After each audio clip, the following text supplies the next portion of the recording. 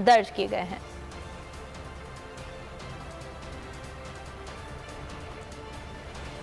अभी आपके साथ अहम खबर शेयर करेंगे कराची से, जहां पर दरक्षा पुलिस के हाथों गिरफ्तार किए जाने वाला रिक्शा ड्राइवर तशद्दुद से हलाक हो गया। अब्दुल रशीद कयूमाबाद का रिहायशी था। मुलजिम को 5 रोज कबल पुलिस ने घर से हिरासत में लिया था। जाँ भाग होने वाला अब्दुल रशीद 72 घंटे तशद्दुद के बाद तशवीशनाक हालत में घर वालों के हवाले किया गया। मुलजिम पर स्ट्रीट क्राइम की वारदातों का इल्जाम था। डिफेंस खयाबान शहर में मोबाइल की दुकान पर 1.5 करोड़ रुपए मालियत के मोबाइल फोन की डकैती में मुलव्विस होने का इल्जाम था। डाकुओं की जानिब से फरार होने के लिए मुबैना तौर पर रिक्शे का इस्तेमाल होने पर पुलिस ने एक रिक्शा ड्राइवर को गुज़श्ता दिनों हिरासत में लिया था। मजीद बात करेंगे अपने नुमाइंदे खुरम गुलजार से। खुरम, आगाह कीजिएगा।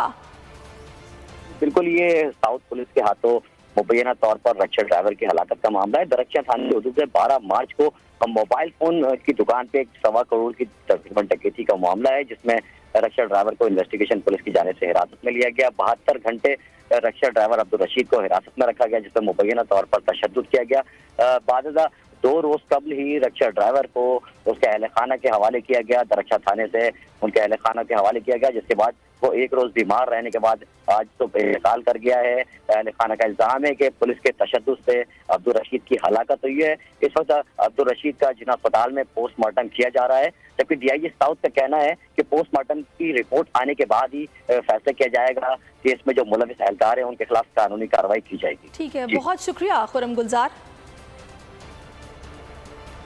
फैसलाबाद से आपको अहम खबर देंगे, जहां सिविल अस्पताल के इमरजेंसी वार्ड